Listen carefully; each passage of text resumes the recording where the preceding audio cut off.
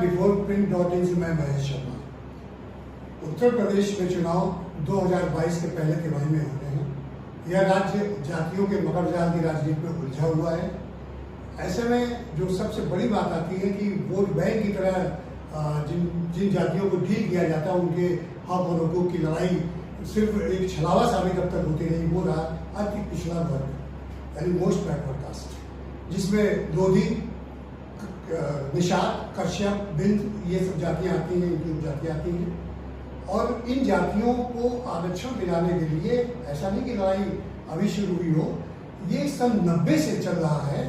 तब समाजवादी पार्टी के बहुत ही वरिष्ठ नेता, मंत्री भी रहे स्वर्गीय मनोहर लाल जी ने इन जातियों को यूनाइट किया और एक महासंघ का गठन किया, जिसका नाम अखिल भारतीय लोधी, बिंद, कश्यप, निषाद एकता समता महासंघ। इसकी बैठकें की, 3 बैठकें हुई। बाद में महासम्मेलन हुआ जो कि लखनऊ में हुआ। कानपुर में भी सम्मेलन इसका आयोजित किया गया और इन्हें आरक्षण दिलाने के लिए उन्होंने बराबर सहयोग किया। आपको ये बताते चले कि इन जातियों का जो परसेंटेज है उत्तर प्रदेश में लगभग 23% बताया जाता है, जो 160 असेंबली सेगमेंट्स में विधानसभा क्षेत्रों में अपना प्रभाव रखते हैं। अगर ये यूनाइट हो जाए तो किसी भी पार्टी की सरकार आसानी से बनवा सकते हैं।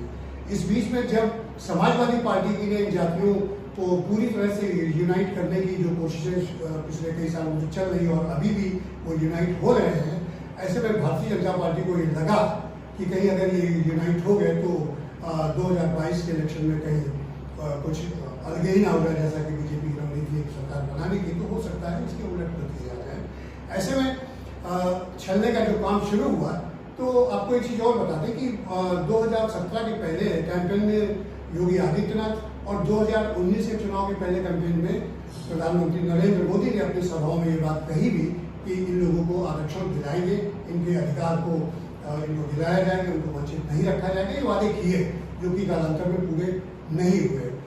अब आजकल ये चल रहा है कि एक बिहार सरकार के मंत्री हैं मुकेश सहनी, और एक गोरखपुर में भी बीजेपी से जुड़े हुए डॉक्टर संजय निषाद, इन लोगों ने छोटे छोटे संगठन बना करके इन जातियों को एकजुट जो हो चुकी है उनको विभाजित करने का एक काम शुरू किया है, ऐसा आरोप है समाजवादी पार्टी की तरफ से। इसी पर हमारे साथ बातचीत करने के लिए मौजूद हैं पूर्व विधायक जो कि इस महासंघ के अध्यक्ष भी हैं, राम कुमार एडवोकेट जी। राम कुमार जी नमस्कार। हमारा पहला सवाल आपसे ये है कि इन जातियों को आरक्षण दिलाने के नाम पर अब तक जो कुछ भी चल रहा है, इस समय क्या स्टेटस क्या है आज की तारीख में? इसके लिए आपको सन 1950 में जब संविधान बना वहां जाना होगा। संविधान में पूरे भारतवर्ष के राज्यों में बहुत सी जातियां थीं और उन सबको लिपिबद्ध करके संविधान में रखने में संविधान बहुत बड़ा हो जाता। तो उस समय संविधान निर्माताओं ने किया ये कि छोटी छोटी जातियों के ग्रुप बनाए और उनमें उनको नाम दे दिए। और उत्तर प्रदेश में 3 जातियां हैं जो अनुसूचित जात में हैं, उसमें मझवार, गोंड और पासी तरमाली। तो ये जो छोटे छोटे ग्रुपों को मिलाकर उन्होंने लिस्ट बनाई, तो संविधान में तो वो सूची रख दी कि ये अनुसूचित जातियां हैं। लेकिन जो 1961 में गृह मंत्रालय भारत सरकार द्वारा संविधान में रखी गई अनुसूचित जातियों की सूची और उनके साथ में उनके सामने उनके सिनोनिम्स और जेनेरिक नेम्स उन्होंने वर्ड यूज किया है जो कि पर्यायवाची या जातिगत नाम है, उनको नहीं रखा। जबकि कुछ जातियों को लाभ देने के लिए उनके जातिगत और पर्यायवाची नाम उन्होंने संविधान की सूची में उन जातियों के साथ रख दिए। तो ये जो झगड़ा है वो संविधान की प्रक्रिया में उलटते पलटते राजनीतिक लाभ के लिए, जैसे जो मझवार की उपजातियां माझी, मल्ला, केवट है, उसको उन्होंने 1985 में ओबीसी में डाल दिया, जबकि संविधान की धारा 341 कहती है कि केंद्र सरकार या संविधान में जो सूची है उसमें परिवर्तन का अधिकार सिर्फ राष्ट्रपति को है, महामहिम राष्ट्रपति को है।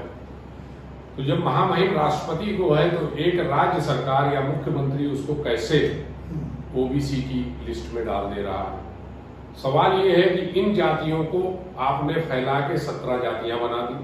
वो मूल 3 जातियां हैं, मझवार, गोंड और पासी तरमाली। इनके जातिगत और पर्यायवाची नाम आपने 1961 में डिफाइन किए हैं, आप ही की गृह मंत्रालय की बुकलेट है जिसमें कि ये दिए हुए हैं। तो अब उनको घुमाते हुए आप 2 बार प्रस्ताव के राज्य सरकार ने केंद्र सरकार को भेजा, जो 2015 में रजिस्ट्रार जनरल ऑफ इंडिया या गृह, ये जो आपका है अधिकारिता मंत्रालय भारत सरकार का, ये पहल किस पार्टी की सरकार ने की?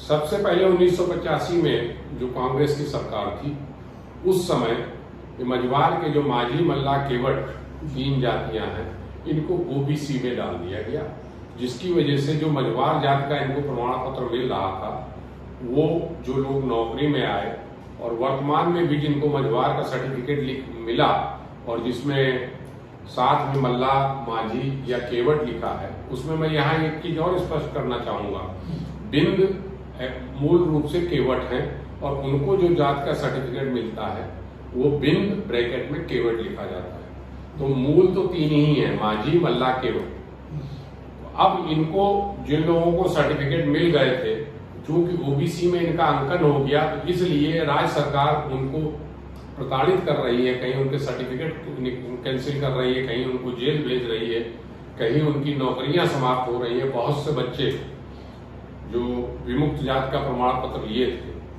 वो भी मान लीजिए 4 साल का कोर्स है, 3 साल का कोर्स करने के बाद उनका सर्टिफिकेट कैंसिल किया गया, उनकी पढ़ाई बंद हो गई। इन सब चीजों को देखते हुए हम लोगों ने ये प्रयास किया कि केंद्र सरकार से, माननीय प्रधानमंत्री जी से मांग की थी हम लोगों ने 2014 में, कि इनकी मूल जातियों के साथ इनके पर्यायवाची और जातिगत नाम आप रख दीजिए। जो प्रस्ताव इसमें उन्होंने भेज दिया उत्तर प्रदेश सरकार को, उन्होंने भेज दिया सोच संस्थान को। सोच संस्थान का काम जो है वो ये है कि जो नई जातियां अनुसूचित बनती हैं या अभी आपने एक बात कही कि 2 बार केंद्र को ऐसा प्रस्ताव भेजा गया कि इन्हें आरक्षण की सूची में शामिल किया जाए, तो वो 2 बार उस समय किस पार्टी की सरकार थी? जब 93-94 में मुलायम सिंह जी और बीएसपी के सपोर्ट से जब समाजवादी पार्टी की सरकार, मनोहर लाल जी उस समय कैबिनेट मंत्री थे, और 20 जनवरी 1994 को बेगम हजरत महल पार्क में जो मीटिंग हुई थी, उसमें फूलन की रिहाई के साथ साथ इन जातियों को अनुसूचित जाति का लाभ देने का भी वादा हुआ था। इनके पेशे, जातिगत पेशे जो बालू खनन और ये रेती में खेती, मत्स्य पालन, सब अधिकार दिए गए थे। उस समय 1993-94 में जो माननीय मुख्यमंत्री मुलायम सिंह जी ने आदेश किया था, उसके अनुपालन में इसके बाद 2005 में दोबारा जब माननीय मुलायम सिंह जी मुख्यमंत्री थे, तो प्रस्ताव बनाए गए। दोनों प्रस्ताव केंद्र सरकार को भेजे गए और सामाजिक न्याय और अधिकारिता मंत्रालय द्वारा ये दोनों प्रस्ताव 2015 में निरस्त कर दिए गए। और शायद वो थावरचंद गहलोत जी माननीय राज्यपाल हो गए हैं, उन्होंने लोकसभा में ये बयान भी दिया कि रजिस्ट्रार जनरल ऑफ इंडिया ने ये 2 बार इनको टर्न डाउन कर दिया है, इसलिए अब इस प्रस्ताव में विचार नहीं किया जा सकता। एक बात रामगौर जी ये बताइए कि जब विश्वनाथ प्रताप सिंह प्रधानमंत्री थे, उन्होंने मंडल आयोग की सिफारिश से लागू की, उसमें ओबीसी को लाभ मिला, उस समय ये बातें क्या नहीं उठाई गई थी? उस समय के जो हमारे लीडर थे, या तो उतना उनके ज्ञान में नहीं आया कि ये अनुसूचित जात में पहले से है, नहीं तो उस वक्त ही इसका विरोध हो जाता। और उस समय ये अनुसूचित जात में है, इसका ज्ञान न होने के कारण उन्होंने सोचा कि हमें पिछड़े वर्ग का लाभ मिल रहा है। इसे आप राजनीतिक भूल कहेंगे या लापरवाही कहेंगे या क्या कहेंगे? राजनीतिक भूल कहेंगे, क्योंकि ये जो तथ्य सब सामने आए हैं, ये सब अभी जब हम लोगों ने आरटीआई में चिट्ठी लिखी और सब लिए, उसके सेंसस ऑफिस जो है उत्तर प्रदेश का लखनऊ में, उनकी लाइब्रेरी में गया, वहां से जो किताब ली, उससे ये सब जानकारियां हमें भी उपलब्ध हुई। और जो उत्तर प्रदेश का सेंसस ऑफिस है, उसने तो लिखित में हमको आरटीआई में दिया है। एक तकनीकी सवाल ये आता है कि जब रजिस्ट्रार जनरल ऑफ इंडिया ने 2 बार इसको खारिज कर दिया, उसके बाद इसको इंटरटेन न करने की बात कही गई, मंत्री भी ये बात कह रहे हैं, तो क्या इसका कोई विकल्प नहीं है? क्या रजिस्ट्रार कहने वाले हैं कि वो नहीं? हम अगर मूल बिंदु पर आ जाए कि जब केंद्र सरकार ने संविधान बना, संविधान में सूची बनी, और 1961 में गृह मंत्रालय भारत सरकार ने उनके जातिगत नामों को सूची बना दी, तो अब दोबारा प्रस्ताव या उसके अध्ययन की आवश्यकता नहीं। सिर्फ 1961 में जो आपने लिस्ट प्रकाशित की है सूची, उस सूची को अगर आप उसमें रख दें तो सारा प्रकरण ही समाप्त हो जाएगा। इतना लंबा प्रकरण नहीं है, लेकिन राजनीतिक लाभ के लिए समाज को घुमाया जाता है कि हम आपको आरक्षण दिलाएंगे, आपको ये करेंगे, वस्तुस्थिति से कोई अवगति नहीं करा रहा। इस बीच में बिहार के मंत्री एंट्री में आते हैं यूपी में मुकेश सहनी और गोरखपुर वाले डॉक्टर संजय निषाद जी। तो जो ये सब गतिविधियां एकदम से चुनाव नजदीक है, 7-8 महीने रह गए हैं, शुरू हो गई, तो इसका क्या ऐसा लगता नहीं कि जो आप लोग यूनाइट करने में लगे रहते हैं फिर बाद में बिखराव की स्थिति आ जाती है, कुछ लॉलीपॉप दिए जाते हैं, आपको ये बना देंगे, आपको वो बना देंगे, इस पर क्या आपका कहना है?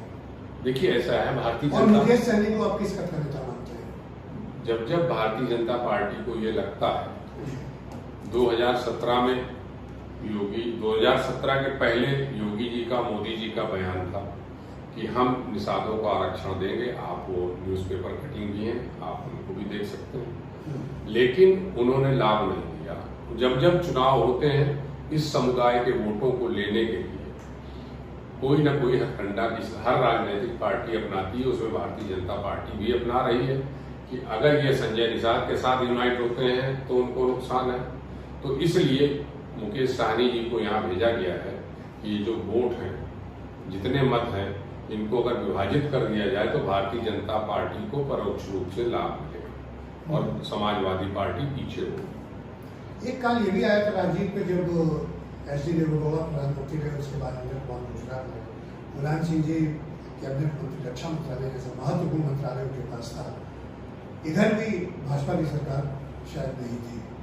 ऐसे में एक ऐसा मौका था जब आप लोग ये काम करा सकते थे, मूवमेंट चल चुका था, तब ऐसी ठोस पहल क्यों नहीं की थी?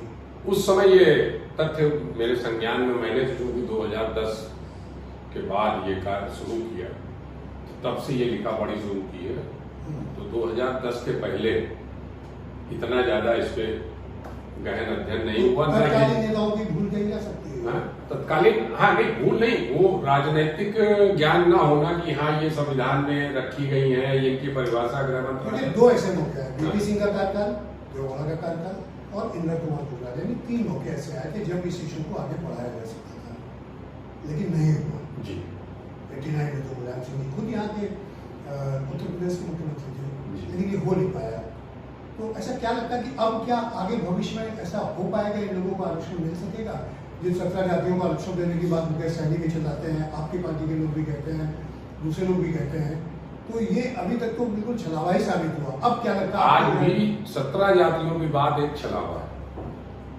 मैं आज भी अपनी बात पे दृढ़ हूं कि सिर्फ मझवार, गोंड और पासी तरमाली के पर्यायवाची जातिगत नामों को संविधान में केंद्र सरकार रख दे, कोई परेशानी नहीं, सबको आरक्षण का लाभ मिल जाएगा। लेकिन केंद्र सरकार में भी भाजपा है, प्रदेश सरकार में भी भाजपा है, दोनों सिर्फ ये चाहते हैं कि इनके वोटों का लाभ लेते रहें और अपनी राजनीति चलती। तो योगी जी अपनी चुनावी सभाओं में और मोदी जी अपनी चुनावी सभाओं में वादा खिलाफी की, उन्होंने एक तरह से आश्वासन। हाँ, उन्होंने जो पहले भाषण दिए चुनाव के समय कि हम आपको लाभ देंगे और इसके बाद लाभ नहीं दिया तो चुनावी वादा खिलाफी। तो लेकिन जो लोग दूसरे नेता इस मोस्ट बैकवर्ड कास्ट में जो आ रहे हैं और यूपी में अपना काम कर रहे हैं, उनके बारे में क्या कहना आपका है? उनका क्या आधार है? उनको अभी इस बात का ज्ञान ही नहीं है जो मैं चर्चा कर रहा हूँ, और वो सिर्फ अपना बीजेपी का जो निर्देश है कि इन जातियों को, वोटों को विभाजित करके वीआईपी पार्टी हो या निषाद पार्टी हो, किसी में भी तरह से डिवाइड करके परोक्ष रूप से बीजेपी को लाभ पहुंचाए, इतना है। अच्छा, आप भी मान लीजिए 2022 में कुछ परिवर्तन होता है और आप लोग सत्ता में आते हैं, तो आपके क्या प्रयास होंगे? हमारे पूरे प्रयास होंगे, हमारे नेता के माध्यम से, माननीय अखिलेश यादव जी के, कि वो यहाँ से दबाव बनाए, जो परिभाषा केंद्र सरकार, गृह मंत्रालय, भारत सरकार की है, वो लिस्ट संविधान में रखी जाए, उसका प्रस्ताव ये भेजें और पूरा प्रयास रहेगा वो भेजें।